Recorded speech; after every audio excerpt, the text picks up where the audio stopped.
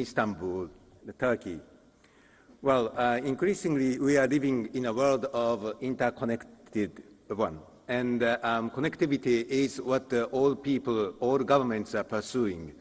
But what other cities and countries other than Istanbul and Turkey can claim that it is the symbol of connectivity linking Asia and Europe and different cultures? So we are very much excited. And first, I would like to express my sincere thanks to the Prime Minister Erdogan for his very encouraging opening remarks. And as he pointed out, globalization has provided much of benefit to us, but at the same time, we have to deal with another side of globalization. And also, I would like to express my appreciation for Minister Yajic, Minister of Customs and Trade, and his team of Customs Administration that has provided excellent organization and hospitality to all of us. Well, Turkish Customs, if I can say, is one of the founders of World Customs Organization in 1952. And since then, it has made a good contribution to the WCO in showing how they can facilitate and ensure the security of trade, at the same time protecting society from inflow and outflow of hazardous goods, including counterfeited and pirated goods. Well, nowadays, cooperation, collaboration, and coordination is really key to fighting against counterfeiting and piracy. Because now there are various actors involved in this counterfeiting trade, from the production, distribution, and sales. So we need this coordinated joint approach. And I'm very happy to see our private sector and public sector partners are sitting on this panel. Well, now the trade supply chain has become more complicated, and the growth of trade is as such that we are confronted with this reality.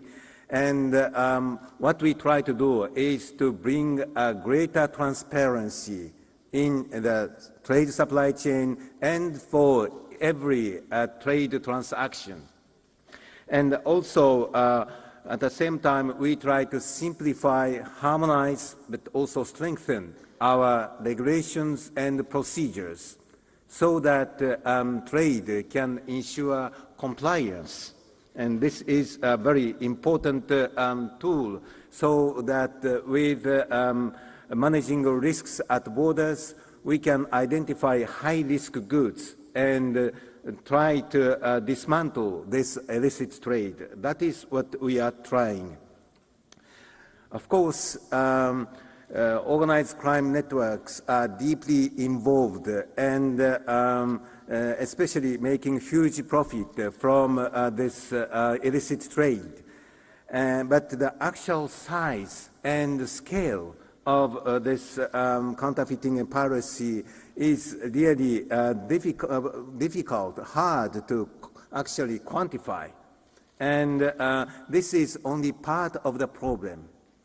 Nowadays, with the ease of the use of internet and also ease of bringing money across the border with the help of banking and credit cards, and also express door-to-door delivery service enabled trade, and it's not only a legal trade but also illicit trade to realize their benefit. And this is problematic for us because often traders deal with both legal and illicit goods depending on markets, consumers' preference, and consumers' needs. This is why it is very important to strengthen education for consumers and at the same time ensure compliance of traders. Well, this time the theme is evolving challenges and innovative responses. Of course, those involved in illicit trade are very much a kind of entrepreneurial, and they constantly innovate. So as a response, on this side, we have to also continuously innovate our methods and enhance cooperation. Well, World Customs Organization has launched interface publican members so that right holders' information could be brought to the front line of customs officers. And now, in response to the positive outcome, but also innovation from the counterfeit side, we are moving this IPM into the mobile version and ensure the access by barcode. And in that way, we continue our innovation to respond to the needs. And this way, these remain formidable challenges, and this Congress will give us the opportunity to pull together experiences, knowledge, and ideas, and having concrete actions for the next generation. This is a very important one, and with your cooperative spirit, I'm sure that we can bring a success to this meeting, the conference, meeting the expectation from the Turkish government, especially Prime Minister, and I would like to ask you active participation for this meeting, because there are a range of very interesting and very innovative speeches coming from very excellent speakers. So with that, I really express my appreciation for your participation and working together for the future. I thank you very much.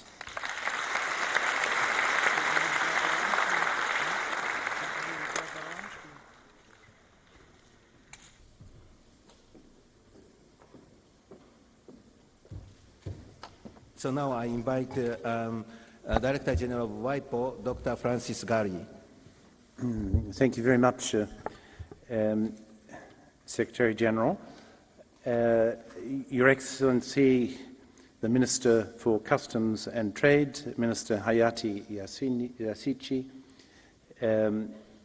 our dear colleagues Kunio, Mikuriya, the Secretary General of the World Customs Organization, and Ron Noble, the Secretary General of INTERPOL.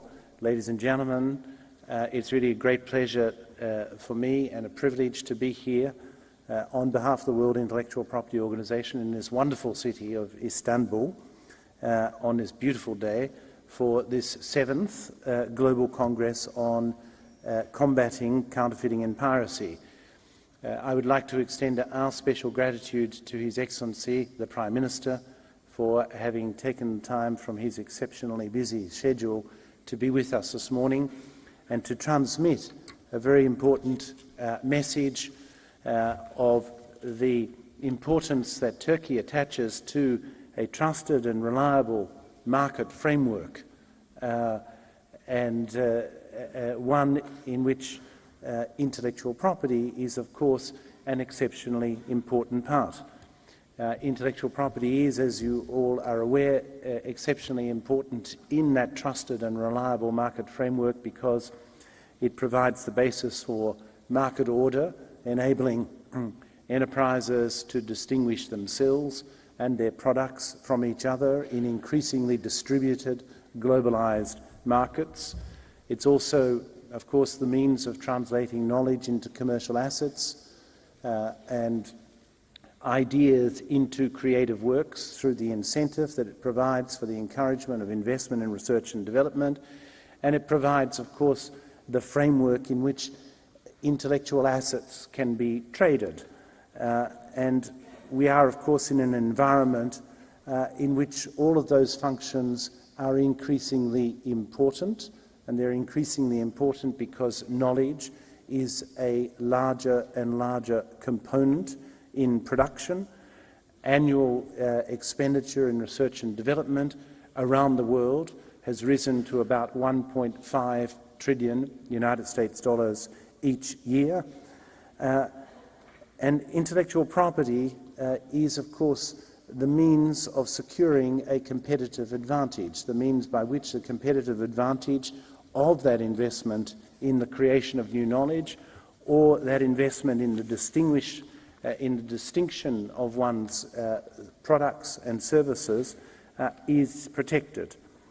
And counterfeiting and piracy, of course, erodes that competitive advantage which is created by that extremely important investment in the creation of new knowledge and in the design, branding and marketing of all products and services. Like most policy questions these days in a globalized, interconnected world, the problems of counterfeiting and piracy are complex problems. They do not, unfortunately, admit of simple answers. They require action on many fronts by many actors and in many places around the world. And it's for this reason that we particularly welcome the international multi-stakeholder platform that this global Congress provides. It's an opportunity for all of us from our very different perspectives, national, international, business, government, to be able to come together and explore how to tackle this extremely difficult question of counterfeiting and piracy, which is responsible for eroding competitive advantage and also for some very harmful effects on public health and safety.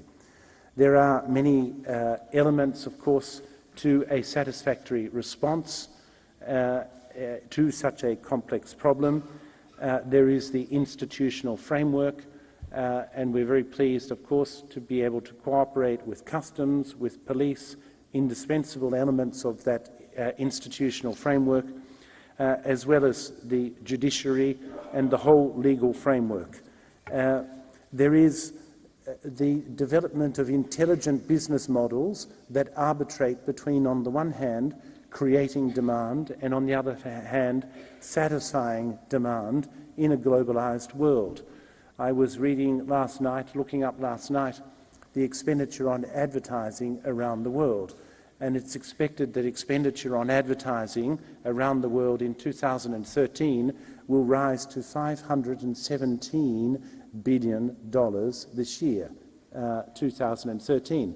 That's $517 billion spent on creating demand in a globalized marketplace. And so this, I think, underlines how important it is, first of all, to have intelligent business responses to the satisfaction of that demand, given that it is a globalized world, as well as how important it is to spend money not just on the creation of the demand and the creation of the brand, but also on the protection of the brand as well. Other elements, of course, in the framework that are necessary elements are the elements of culture and education, exceptionally important, and I'm pleased that they're touched on in this Congress, as well as partnerships of action and the increasing number of public-private partnerships in this respect. As I said, this Congress is a wonderful opportunity for us all to come together from our different perspectives to explore the complexity of this problem. And it's a unique opportunity to listen to the latest developments and the latest responses to this problem. I would like to extend our special thanks to our co-organisers, the World Customs Organization, INTERPOL, as well as INTA, the International Trademark Association, and BASCAP, the Business Action to Stop Counterfeiting and Piracy of the International Chamber of Commerce. We're very pleased to have this cooperation with you all, and let me conclude by extending our special thanks to the Government of Turkey, Turkey. As Secretary General Kunio has already said, Turkey is the bridge. It is the bridge in a very complex world and the bridge between many worlds. And we are particularly grateful for the very constructive engagement and the constructive approach of Turkey to multilateralism in general and also to the complex problem of counterfeiting and piracy. Thank you very much.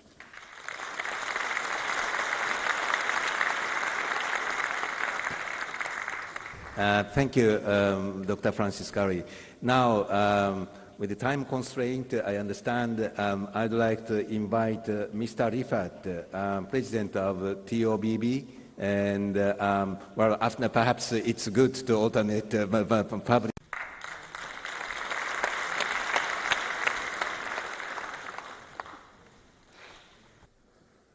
Sayın Bakanım, değerli Genel Sekreter, değerli misafirler, Kongre Organizasyon Komitesi'nin sayın temsilcileri, kıymetli katılımcılar. I will wait because you must use your earphones.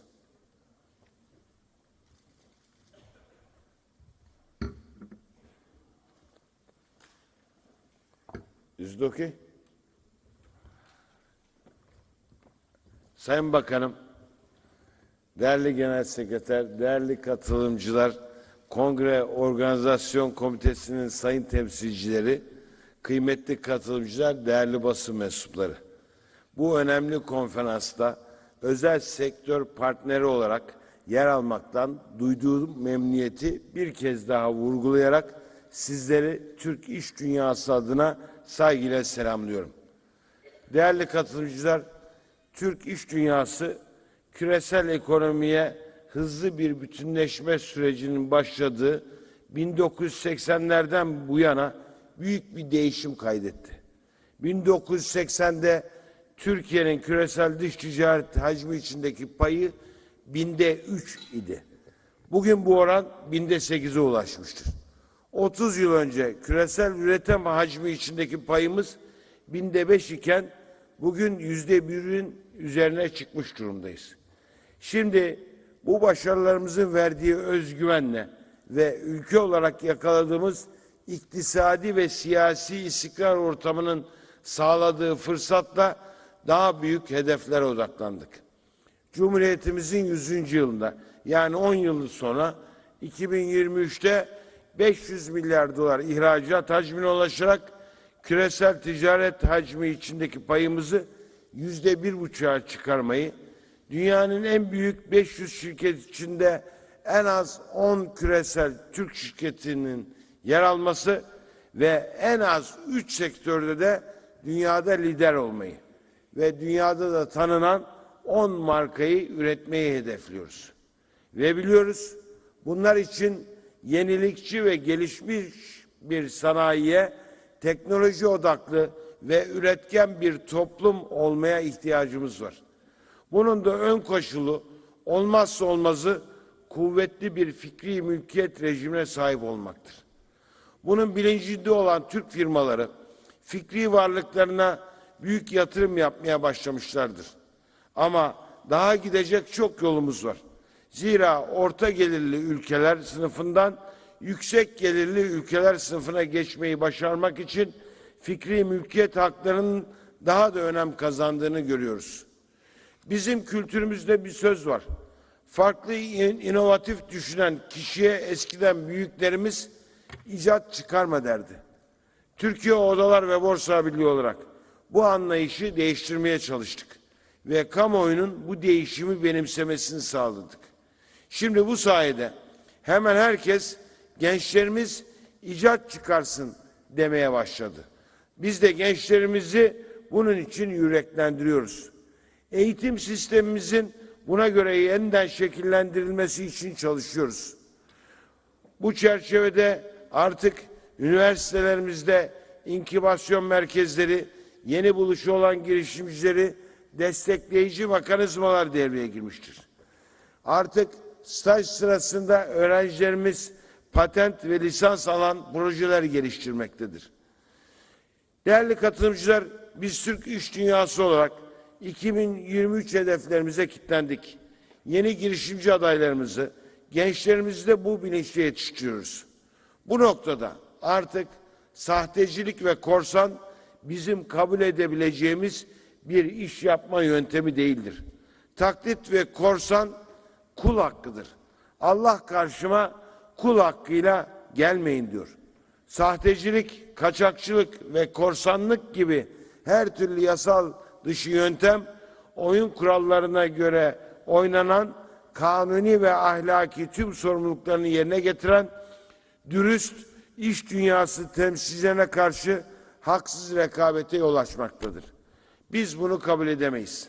Bilme, buluşa, markasına milyonlarca yatırım yapan girişimcinin bu yatırımların çalınmasından korkmaması lazım. Bu sebeple Türk iş dünyasını kendi markalarını oluşturmalarını, kendi işlemleriyle global arenada rekabet edebilecek seviyeye gelmeleri için destekliyoruz. Kıymetli katılımcılar, yönetim kurulu üyesi olarak görev aldığım ICC'nin yalnızca taklit ve korsanla mücadele alanında faaliyet gösteren özel birimi BASCAP'ın çalışmalarını incelediğimizde şunu görüyoruz. Taklit ve korsanla riske atılan Türkiye ekonomisinin gelişme hızıdır.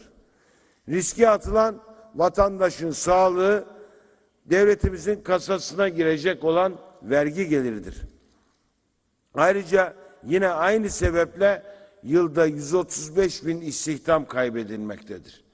Sayın Bakanlarım, değerli katılımcılar, sahtecilik ve korsanla mücadele uzun bir yol, bunun bilincindeyiz. Ama gerek kamu kurumlarımız, gerek özel sektörümüz artık bu konuda önemli adımlar atmaktadır. Konuya yaklaşımımızda önemli bir gelişme var. Bunun meyvelerini de toplamaya başladık. Biliyoruz ki nihai tüketicinin ve özellikle yeni yetişen çocuklarımızın da bu konuda bilinçlendirilmesi bu mücadeleye önemli katkılar sağlayacaktır. İşte bu sebeple Türkiye Odalar ve Borsa Birliği çatısı altındaki ICC Türkiye kanadı ve önemli bir bilinçlendirme, farkındalık oluşturma projesi içinde çalışıyoruz. ICC BASCAP'ın 25 ülkede yürüttüğü "Ben Gerçeği Alıyorum" kampanyasının tanıtımını Dünya Fikri Mülkiyet Günü'nde 26 Nisan'da Sayın Bakanlarımızla birlikte yapıyor olacağız.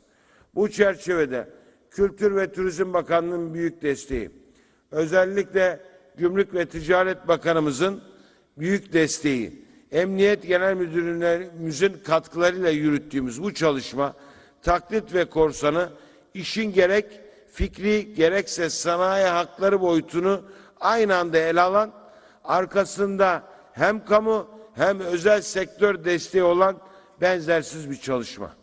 3 gün boyunca bu kongrede yapılacak çalışmaların hemen ardından projemizi hayata geçirecek olmamızın da çok anlamlı olduğu inancı içindeyim. Kongrede ortaya çıkacak sinerjinin gerek Türkiye'de gerekse küresel arenada sahtecilik ve korsanla yapılan kararlı mücadeleye büyük katkı yapacağını da biliyorum. Bu önemli çabanın bir parçası olmaktan, bu işin özel sektör partneri olmaktan büyük memnuniyet duyduğumuzu tekrar ifade etmek isterim. Bu düşüncelerle sözlerimi son verirken oturumun başarılı geçmesini diliyor. Hepinizi saygıyla selamlıyorum.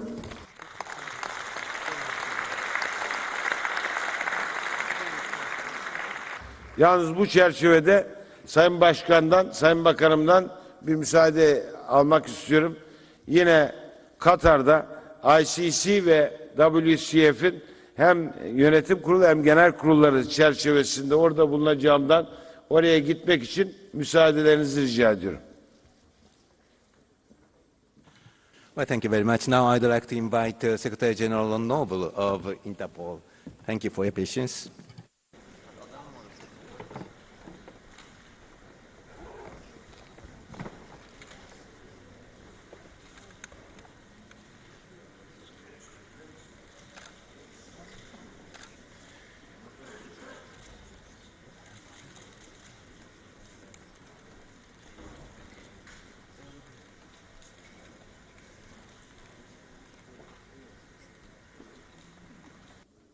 Another round of applause, please.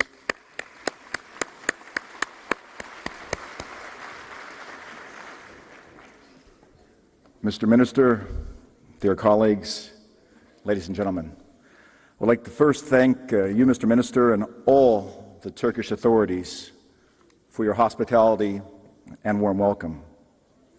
Once an important artery of the silk and spice routes, the city where we are gathered today exists as a strategic crossroads in our world since time immemorial. Today, goods in abundance from around the globe pass through Turkey and indeed through the city of Istanbul in ever-increasing volumes. We know for a fact that after manufacturing, packaging, loading, shipping, and delivery comes a moment when each of those products will reach a consumer somewhere in the world to enter and affect his or her daily life. Among these consumers will be those whom we care about the most, all of us, no matter what country or region we come from. Yesterday, Turkey celebrated its national sovereignty and Children's Day, a day dedicated, of course, to children. Therefore, our first thoughts today, as we launch this Congress, must be, are all goods that the world's children and their families use and consume today, and each and every day, what they purport to be? Are they authentic products that have been legally produced? Are they legally in the country and place where they're being sold, purchased, and consumed? It is to answer these questions that the member organizations of the Global Congress Steering Group have been working together over the years. We have one solemn resolve: to ensure that counterfeited, illicit, and pirated goods are kept away from unsuspecting consumers, especially children. We've also been very concerned with fighting the illegal trafficking of medical products and with their counterfeiting. As the world's largest international police organization, it shouldn't surprise you that one of Interpol's primary concerns when it comes to fighting illicit trade and counterfeiting is to protect and safeguard human life. Just like it is the absolute priority for each police officer walking the streets of or working in the communities of any one of our 190 member countries. Another primary concern of Interpol, of course, is to help police around the world and law enforcement authorities ensure that individuals and businesses do not violate the criminal law of our member countries. These principles are the core of our program renamed Trafficking in Illicit Goods and Counterfeiting. Interpol knows how to best fight crime internationally. Interpol knows it cannot be done alone or without the right leaders. At Interpol, we've been very fortunate. For years, we've had John Newton doing such a great job leading our program. So when he left, we conducted a global search, not only to find someone who could succeed him, but someone who could take Interpol to another level. I'm proud to announce publicly and present to you today Mr. Michael Ellis, Interpol's next Assistant Director for Trafficking in Illicit Goods and Counterfeiting Program, starting 1 June 2013. If I could ask one of you to help me find Mr. Ellis, if I can enlist you as an Interpol officer just for one moment. Here he is. A round of applause for Michael Ellis, please. Michael's currently the head of Global Brand Protection at Beiersdorf. And Michael, we look forward to you joining us this June. Interpol's Trafficking in Illicit Goods and Counterfeiting program is based on a comprehensive approach. We are open. We invite any government, any law enforcement entity, any law-abiding entity, or any citizen concerned with this type of criminal conduct and who believes in the rule of law to collaborate with us in our member countries. We believe in providing a full range of services such as capacity building and training and operational activity. Our legal division provides institutional and legal support to governments, and our communication branch raises public awareness. We're proud to do so. In 2012 alone, working closely with organizations such as seated before us, Interpol and our partners worked to acquire and seize over $70 million in counterfeit items, and worked together to achieve 2,000 plus arrests worldwide. I speak of operations spread across all regions and multiple product categories, involving partners such as Europol, national police agencies, regulatory agencies, and of course, national customs authorities around the world. For instance, the WCO and Interpol joint efforts in Eastern and Southern Africa.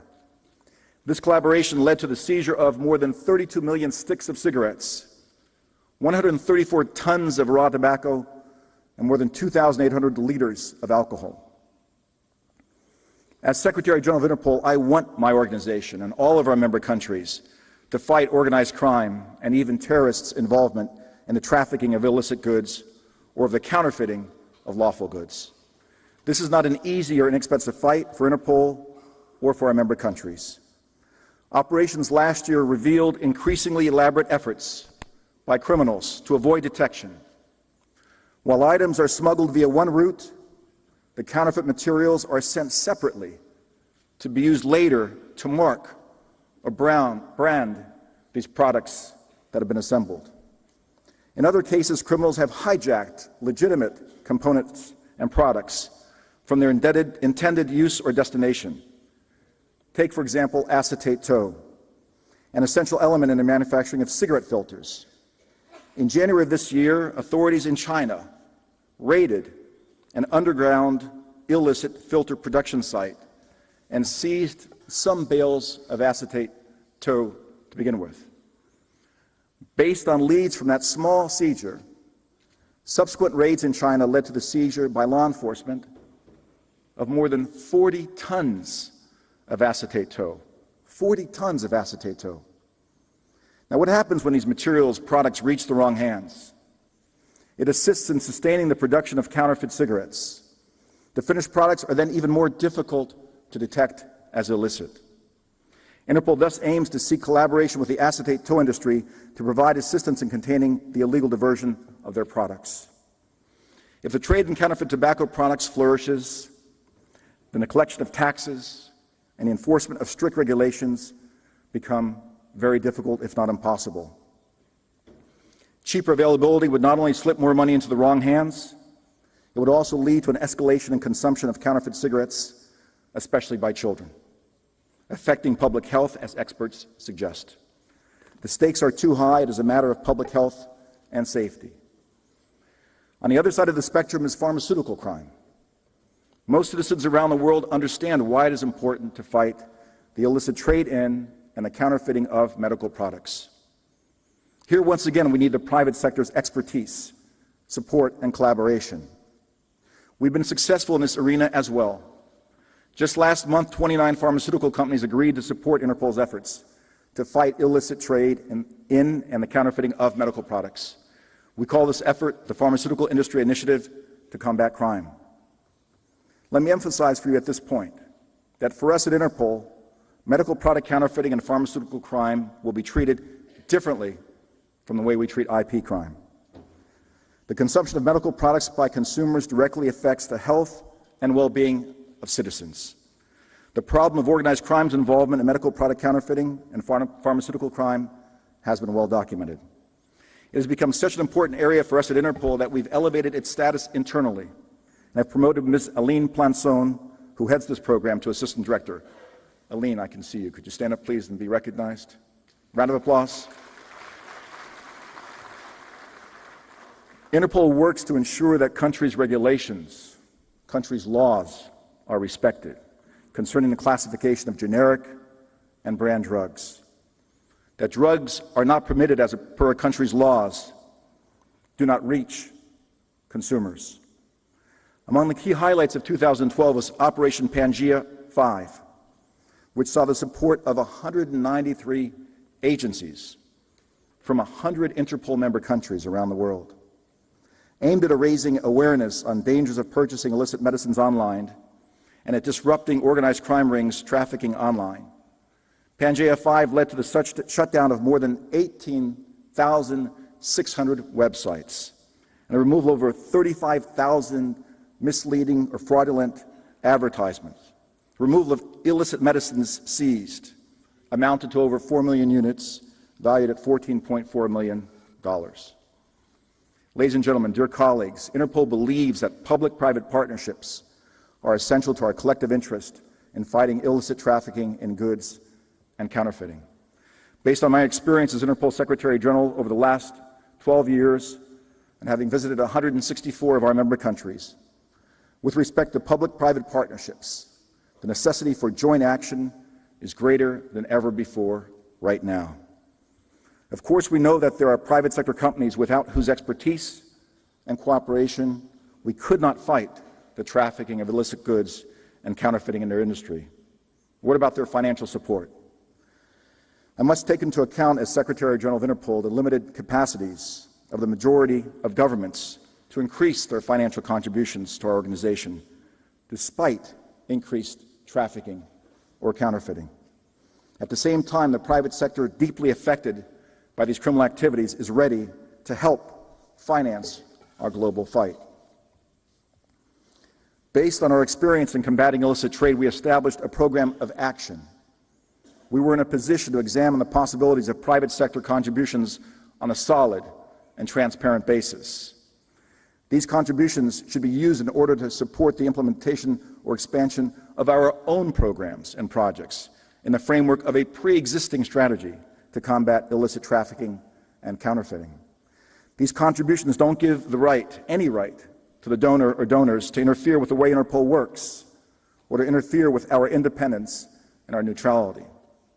These contributions must be and are received in strict compliance with our internal rules and regulations. For us, the most important questions are whether the source of the funds is a lawful entity, and whether Interpol, not the private sector donor entities, decides how that money should be used to fight serious crime, in this case, the trafficking in illicit goods and counterfeiting. Yet we know that operations alone cannot eliminate this threat. At the 6th Global Congress, we announced the opening of the International Intellectual Property Crime Investigators College. 118 officers from 17 countries have already received completion certificates, and we currently have over 700 individuals enrolled globally participating in this program. Complementing this are Interpol's seminars and workshops, which included participation by 550 persons representing 30 countries in 2012. The good news is that in 2013 already we've surpassed the figures for 2012.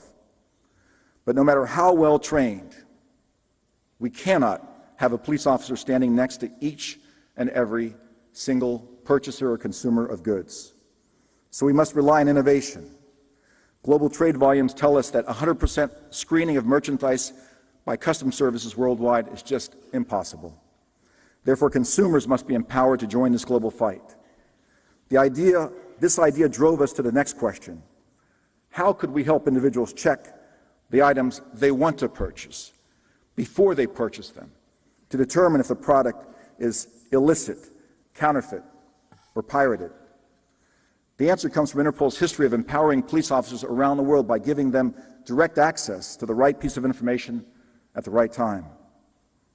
At Interpol, we are creating something we call Interpol I Check It.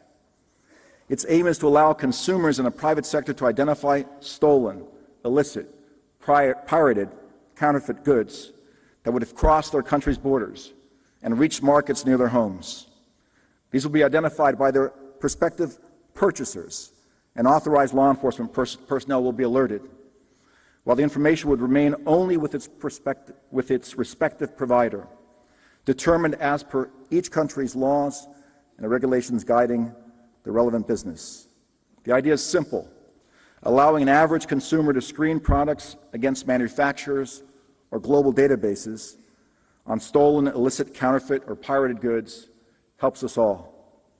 Similar systems and technologies that already exist in different domains could be integrated into this platform, complementing each other rather than competing, all for a common cause, all for a common good.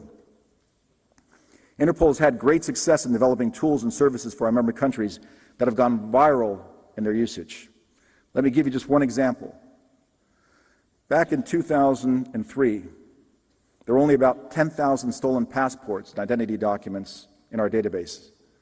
Now we have 32 million. Back in 2003, there were only a few thousand searches. Let me repeat, only a few thousand searches of this database. Last year, our stolen and lost document database was searched more than 700 million times. From thousands of times to 700 million times. How many hits? More than 60,000 hits worldwide. We're now working to have the benefits of that database available to banks, airlines, and hotels. What good business really wants criminals using stolen or fraudulently altered identity documents to get access to their premises, vehicles, services, or clients? With iCheckIt, we hope to go a step further, straight to the consumer. We want it to be accessible to any citizen with internet or telephone access, whether it be fixed or mobile. We want it to be in compliance with the laws of the countries where it will be deployed. Since the WCO and national customs authorities are doing such a great job at helping member countries protect their borders from illicit and counterfeit goods, Interpol decided to focus on how to help and protect the consumers and fight this serious crime wherever they are. iCheck is part of the solution.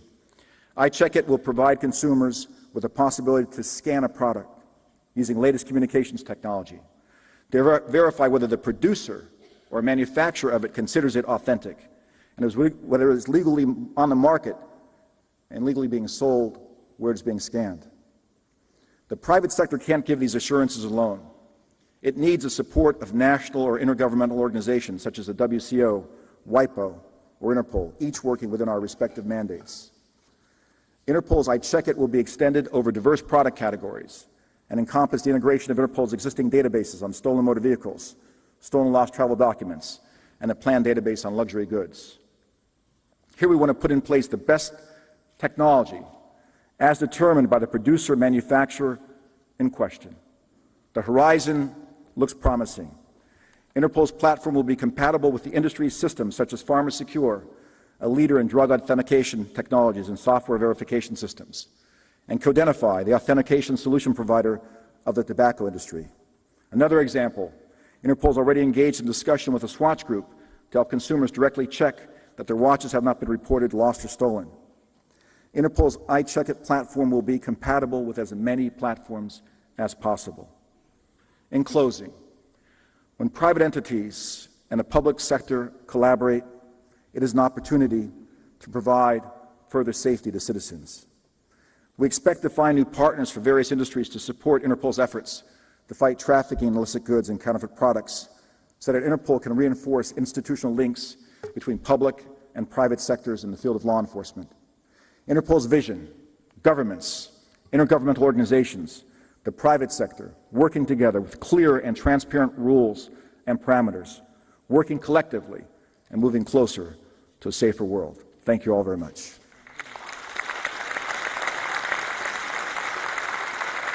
Kunio, before you introduce the next speaker, may I have your authorization to announce that we're going to be hosting it this Congress next year? May I have your authorization to do it? Okay. Consider yourselves informed. Thank you very much.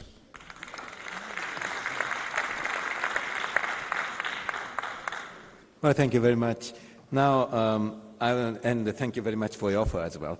And now I would like to invite Ms. Tosu Aung, President of International Trademark Association.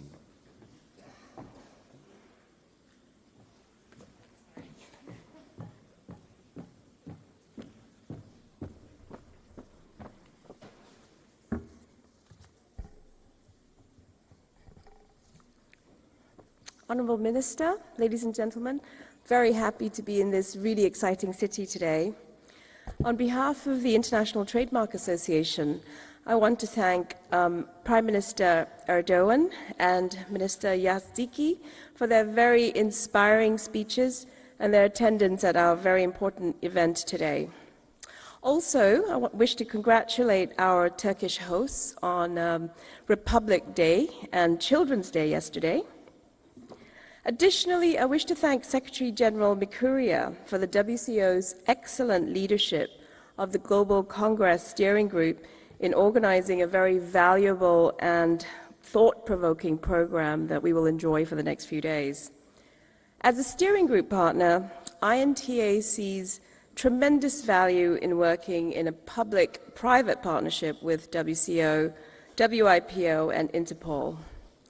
Considering the challenges we face today in combating counterfeiting, this Congress and the partnership of the organizations are more important than ever before. I would like to focus my remarks on these challenges and how we as a community can address these.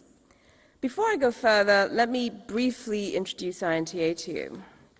So INTA was founded in 1878, and our mission is to support and promote trademark and related intellectual property law in order to protect consumers and promote fair and effective commerce. So we focus on three main areas of activity: policy advocacy, education, and publishing. So quite a few of you will be joining us at our annual meeting coming up on the 5th of May, where we expect to see some slightly less than 10,000 people, hopefully, in Dallas. So INTA currently has 6,000 members in 190 countries, and we have offices in Shanghai, Brussels, Washington, Geneva, and Mumbai. So we have a global presence, and this reflects really the increasingly global nature of brand owners' concerns. So what are these concerns as they relate to counterfeiting? The first is our increasingly globalized world that is becoming even more so via the internet. Certainly this provides innumerable advantages to economic development and consumer choice. The internet in particular presents far-reaching benefits to global commerce and communication. However, we must remember that there are criminals on the internet who engage in all manner of illegal activities, whether it's fraud, cyber squatting, counterfeiting, illicit trade, as Mr. Ron Noble referred to. These actions, while committed in a virtual space, have real-life consequences. So therefore, if we are to effectively combat counterfeiting, we must make counterfeiting on the internet part of our discussion in finding solutions. This is an important issue for INTA, and we look forward to the internet panel in which we hope to flesh out some ideas. Additionally, collaboration between industry and government is critical to strong and effective anti-counterfeiting measures. Industry can play a very key role not just in policy and helping governments understand the practical implications of policy decisions, but also in quite practical things that, again, Ron Noble referred to, such as sharing vital intelligence. Industry has a lot of intelligence and works with law enforcement to share that, but also in developing technological solutions as well, or standards towards improving technology in this field. So that said, we do need to work harder to promote customs enforcement so that customs have increased power to seize counterfeit shipments, handle small consignments, and stop counterfeits in transit. We also need penalties for administrative, civil, and criminal enforcement, because we need that to serve as a deterrent. And we need brand owners and law enforcement officials to be able to take strong action against sellers of fakes online. INTA has advocated in support of these goals in many jurisdictions, and I won't labor on this, but I will mention a few. So I think you're all aware of the current EU customs regulations which are being revised. In addition, we've been partnering with the Myanmar government and local groups like the Myanmar Chamber of Commerce in collaborating on Myanmar's first trademark law and ensuring that anti-counterfeiting or strong anti-counterfeiting provisions are included in the law. Governments also need to work together. It is critical that governments continue to find and create mechanisms that facilitate exchange of intelligence amongst countries and integrate enforcement actions, as well as to build a very cohesive international framework that evolves to meet new challenges in fighting counterfeiters. So this is why INTA supports initiatives like the Global Congress. We also obviously support international agreements and cooperation frameworks like TRIPS and other bilateral and multilateral free trade agreements that target TRIPS plus measures. One specific example that we support is the Customs Union of Russia, Kazakhstan, and Belarus. INTA recognizes the potential benefits and efficiencies of a strong customs union law, but we also note that it has important implications on trademark protection and fighting counterfeit networks because of the nature of a single market. So we encourage the Customs Union to consider the benefit of experiences from the European Union and other customs practices to ensure that there is a comprehensive and integrated framework for anti-counterfeiting measures and IPR protection generally. So another concern is a perception that IP is only for big businesses in rich countries. So this is a misperception we need to address, and we believe that we can do that by researching the economic and social advantages that encourage IP development and protection. Consumers too benefit. So two approaches are important. Firstly, governments should closely study the impact of IP on the economy. And secondly, we all need to take action to educate the public directly. In 2012, the USPTO released a very well-researched study on the economic value of IP in the US economy. According to their study, IP-intensive, especially trademark-intensive industries, play a huge role in producing jobs and value in the economy. According to the study, IP-intensive industries directly accounted for 27 million American jobs, or 19% of all employment in the economy, which is pretty staggering. Of the 27 million jobs, 22 million were in the trademark-intensive industries. So this kind of hard data is what is needed to convince policymakers and the public about the economic value of IP and of trademarks. Educating consumers about the value of IP and the harms of counterfeiting is also needed, but today it still remains challenging. Neither the government nor industry have found the perfect solution or established a common international approach. This is due to loads of reasons, including financial resources, but also things like language consideration, finding the right mode of communication with consumers. I will mention one way that INTA is trying to raise awareness about the value of IP, and this is the Unreal campaign, which basically targets 14 to 18-year-old school children in the US. We hope to take that more globally, but so far we have gone out to some 300 schools in 40 cities in the US, and so far found it very successful in actually reaching out to young people about this issue. So in summary, the theme of the 7th Congress is Evolving Challenges, Innovative Responses. Evolving Challenges accurately describes where we stand today. Increased globalization and evolution of the Internet, leading to new challenges in how to protect and communicate about IP. Innovative responses are exactly what we need to be able to more effectively address these challenges through cooperation, development, and refinement of legislation, strengthening of enforcement, and increase in public awareness. I look forward to the various panel sessions and to meeting and learning from all of you throughout the next few days. Once again, on behalf of INTA, I thank Prime Minister Erdogan and Minister Yaziki for their presence and support of the Congress. the WCO and our Congress partners for our very valuable collaboration. And last but not least, I thank you, the Congress participants in this room, particularly our Turkish members and those who have journeyed far to join us in Istanbul. I wish you a productive Congress. Thank you very much.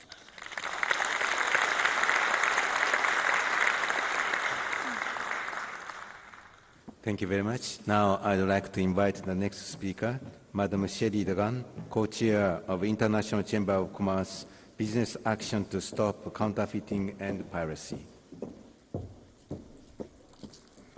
Thank you. Good morning, everybody. I would like to add my appreciation to His Excellency Prime Minister Erdogan for taking the time to be here and to open the Congress. This high-level support demonstrates the importance of the topic we are here to discuss and the Turkish government's commitment to deal with counterfeiting and piracy here and in the region. I would also like to add my thanks to our Congress Chair, the WCO, and to our Turkish hosts, Turkish Customs and TOBB. Thank you, Mr. Mikuriya and Mr. Yaziki and Mr. Rifat, for your personal commitments to the Congress. The International Chamber of Commerce is proud to be an ongoing partner for the Congress, as we have been since the first Congress in 2004. The very fact that this partnership, represented by my colleagues here on the stage this morning, has remained strong over these past 9 years is testimony to our joint commitment to the critical importance of public-private cooperation in solving the problem of counterfeiting and piracy. ICC launched BASCAP, Business Action to Stop Counterfeiting and Piracy, in recognition of the serious problems being created by the illegal trade in counterfeit and pirated goods. The global problem of counterfeiting and piracy continues to generate massive economic and employment dislocations at a time when governments are most hard-pressed to maintain economic stability and generate jobs. At the last Global Congress, BASCAP represented a report by the internationally recognised economic research firm Frontier Economics that concluded that the global trade in counterfeit and pirated goods is resulting in more than $1 trillion in annual losses to the global economies, governments and consumers. This illegal business is putting more than 2 million jobs at risk. As we embark on this 7th Global Congress, we face the tough reality that despite more visibility, more programmes and more cooperation among the various stakeholders, the problem continues to escalate. As problematic as this is, it is equally disturbing that the trend emerging since the last Congress threatens the very existence of the rights to intellectual property and a system to protect those rights. Since 2012, we've seen an increasing chorus of anti-IP, anti-development voices blaming IPRs for a whole host of societal problems and demanding an end to IP protection. Greater recognition of the enormous value of IP will create greater respect for IP in this generation and in the next. This will go a long way towards stopping the theft of IP through counterfeiting and piracy. At the 6th Global Congress, BASCAP introduced a major new report, Intellectual Property, Powerhouse of Innovation and Economic Growth, to show the value of IP and highlighting the significant contributions that IP produces for our economies. Despite what some critics claim, IP protection helps small and medium enterprises. SMEs that rely on IP reported higher growth, income and employment than those that do not, in some cases as much as 20% more. IP protection benefits consumers and society, and effective enforcement of IP of those rights helps protect consumers. BASCAP is proud to have partnered since the last Congress with national business organisations in Turkey and Russia to produce reports showing that similar contributions from IP industries in each of these countries. In Turkey, BASCAP partnered with TOBB and ICC Turkey to produce a report, such a report that was presented at a national IP summit in Ankara. That meeting led to the formation of joint public-private working groups to formulate strategies for strengthening Turkey's protection of. We believe that these types of reports and other work to create awareness is an important part of building respect for IP and critical in the fight against IP theft. Government efforts to stabilise the economy and stimulate economic growth, trade and employment must include the critical and pervasive role that IP protection, Can I grab my water?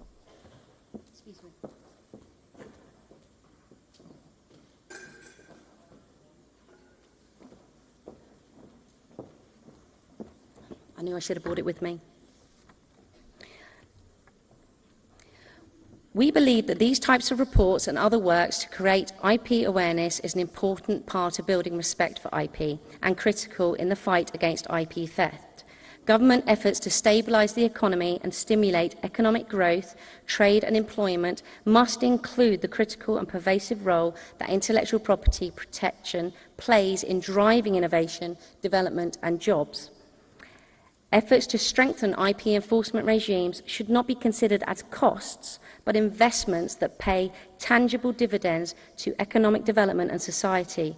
Now is the time to increase, not decrease, the resources committed to stopping this illegal trade. Those of us who recognise the critical role of IP need to come together to challenge these critics and answer their misinformation with facts and examples showing the benefits of strong IP laws and enforcement. Another very concerning trend, which has already been mentioned here on this panel, is the increasing presence and influence of transnational organised crime networks in the global business of counterfeiting and piracy. The business community is outspoken that counterfeiting and piracy are not good for business.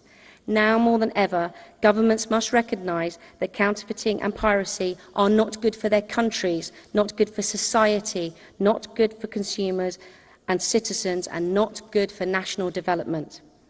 The growing involvement of organised crime networks makes this need even more urgent. IP crime is a lucrative and growing business, and organised criminals are in this business because of the high profits and the low risks associated with it. Criminal networks use their profits to fund other serious crime, extortion, corruption, illegal drugs, human trafficking, money laundering. This week you will hear from the lead officer of the counterfeiting programme for the United Nations Interregional Crime and Justice Research Institute, UNICRI, about a new report being released here at the Congress documenting the infiltration of organised crime into the trade in fakes and outlining how laws allowing for the confiscation of proceeds of crime can be used as an effective deterrent. The report, Confiscation of Proceeds of Crime, a Modern Tool for Deterring Counterfeiting and Piracy, is a result of a collaborative effort between UNICRI and BASCAP. It provides case studies that the use of proceeds of crime laws in 4 countries, capturing best practices from these experiences and providing a set of recommendations for implementing similar legislation in other countries. It also shows how confiscated proceeds of crime can be reinvested in future law enforcement activity. The Congress will address the critical roles and responsibilities of all the players in the supply chain that knowingly or unknowingly allow counterfeiting and piracy to occur. These intermediaries can play an essential role in securing the vulnerabilities in the supply chain, or they can become, even if unknowingly, part of the problem. You will hear examples of promising private-public collaborations and new approaches for intermediaries and rights holders to work together, and with government and with law enforcement, to prevent criminals from infiltrating the legitimate supply chain. But more needs to be done to ensure intermediaries take responsibility to prevent their services and facilities being exploited by criminals. Finally, we hope this Congress provides an effective public-private dialogue to address these issues and others, and to share experiences, practical solutions and best practices that can lead to further progress to stop the harm done by the trade in illicit goods. BASCAP remains committed to be an active partner in this process, Thank you again to the WCO, Turkish Customs and TOBB, and for all of you for your participation and support to the Congress. Thank you.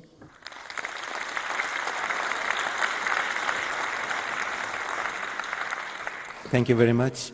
Now, I'd like to invite the last speaker of this session, going back to Turkish government, Minister Ömer Çelik, Minister of Culture and Tourism.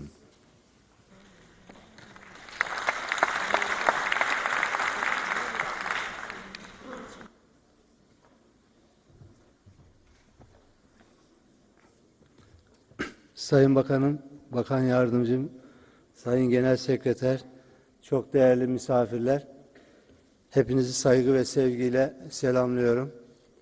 Öncelikle böyle önemli bir etkinliğe ülke olarak ev sahipliği yapmaktan siz ve değerli misafirleri İstanbul'da ağırlamaktan duyduğum memnuniyeti ifade etmek isterim. Bu yıl değişen zorluklar, yenilikçi çözümler temasıyla ülkemizde düzenlenen kongreyi uluslararası paylaşımlarla bulunmak ve verimli tartışmalar yürütmek için büyük bir fırsat olarak görüyor ve organizasyonda emeği geçen herkese şahsım ve bakanlığım adına teşekkür ediyorum. Hepinizin bildiği gibi günümüzün bilgi ve iletişim çağında siyasal sınırlar önemsiz bir hale gelmiş ve bilişim teknolojileri sayesinde iletişim olanakları çoğalmıştır. Bu değişimin beraberinde getirdiği en önemli yenilik ise yeni ürünlerin ve yeni sektörlerin ortaya çıkmış olmasıdır. Böylece ekonominin sadece sanayi boyutu değil, kültürel boyutu da son derece önemli hale gelmiştir. Bu açıdan bakıldığında artık kültür endüstrisi de ekonomilerin göz ardı edilemeyecek en önemli unsurlarından bir haline gelmiştir. Kültürel ürünlerin büyümeye ve gelişmeye katkısı nihayet göz ardı edilemez bir boyuta erişmiştir. Kültür ve ekonomi kavramlarının ilişkisi arttıkça fikri mülkiyet haklarına verilen önem de aynı hızla artmaktadır. Kültür alanında üretilen ürünlerin ve bu ürünleri üretenlerin sahip olduğu hakların korunması ve yaratıcı emeğin ödüllendirilerek teşvik edilmesi günümüzün önemli konularından biri haline gelmiştir. Eser üretimi ancak ve ancak onları üretenlerin korunması ile çoğalacak ve gelişecektir. Karşılığını almayan çabalar yok olmaya mahkum bırakılmış sayılır. Bu nedenle telif haklarının etkili şekilde korunması, gerek hak sahiplerinin yeni üretimlerini teşvik yoluyla kültürel mirasın gelecek nesillere aktarılması, gerekse kültürel ve yaratıcı endüstrilerin ekonomik büyümeye katkısının arttırılması bakımından son derece önem arz etmektedir. Türkiye'de telif hakları ve bağlantılı hakların korunması ve geliştirilmesinden sorumlu kamu otoritesi olan bakanlığımız bu alandaki tüm yasal düzenlemeleri yapmakla ve uygulamaya yönelik idari mekanizmaları çalıştırmakla görevlidir. Uluslararası standartlara ve Avrupa Birliği mevzuatına uyumlu bir şekilde düzenlenmiş olan telif haklarına ilişkin mevzuatımız, korsanla mücadelede en etkin araçları barındıran, telif birliklerinin kuruluşuna yasal dayanak teşkil eden ve fikri mülkiyetin dinamik yapısına göre sürekli güncellenen bir nitelik taşımaktadır. Korsanlıkla mücadelenin en önemli unsurları güçlü bir mevzuat, altyapısı ve en önemlisi de kamuoyunun bilinçlendirilmesi olarak özetlenebilir. 5846 sayılı Fikir ve Sanat Eserleri Kanunu, Türkiye'de telif sistemine esas teşkil eden yasal belge olarak etkin hukuki altyapıyı oluşturmaktadır. Denetim boyutunda ise 81 ilde faaliyet gösteren il denetim komisyonlarımız kurulmuştur. İl Kültür ve Turizm Müdürlüğü personeliyle kolluk ve ilgili alan telif birlikleri temsilcilerinden oluşan il denetim komisyonları bugüne kadar fikri hak ihlallerinin önlenmesi amacıyla ülke genelinde gerçekleştirilen denetimlerde önemli başarılara imza atmıştır. Fikri mülkiyet alanındaki uyuşmazlıkların uzmanlık gerektirmesi sebebiyle bu tip davaların eğitimli hakimler eliyle görülmesini teminen ilk olarak 2000 yılında Fikri Sinayi Haklar Hukuk ve Ceza Mahkemeleri kurulmuş olup bugün itibariyle İstanbul, Ankara ve İzmir'de olmak üzere toplam 21 adet ihtisas mahkemesinde toplam 23 uzman hakim görev yapmaktadır. Ancak bunlardan daha önemlisi fikir ve emek hırsızlarıyla mücadeleden ziyade korsanın kaynağına inilerek fikir hırsızlığını önlemede toplumun birleştirilmesinin yollarını bulmaktır. Bu çerçevede bakanlığımızca kamuoyu bilinçlendirme faaliyetleri yürütülmekte ve bu amaca hizmet eden projeler desteklenmektedir. Yine toplumsal bilinç düzeyinin yükseltilmesi amacıyla Türkiye Odalar Borsalar Birliği'nce desteğiyle hazırlatılmış olan kamu spotunun tanıtımı 26 Nisan Dünya Fikri Mülkiyet Günü'nde gerçekleştirilecektir. Artık günümüz bilgi iletişim dünyasında sahtecilik ve korsanlık ulusal sınırlarının ötesine taşmış, adeta küresel bir soruna dönüşmüştür.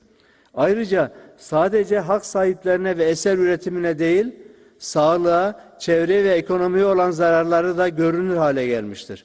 Her şekilde insanlığa karşı suç teşkil eden bu haksız faaliyetlerle mücadele etmenin etkin yöntemlerinin müzakere edilmesinin ve sorunların çözümünde uluslararası işbirliğinin önemini bir kez daha vurgulamak istiyorum.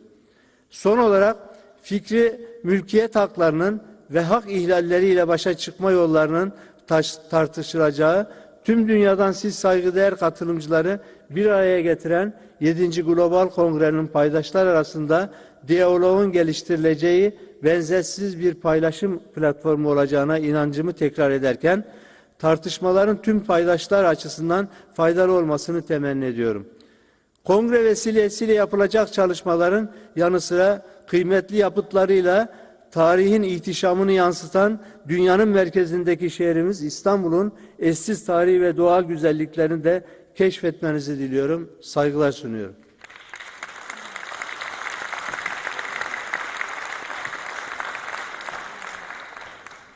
Well, thank you very much, Minister. And this concludes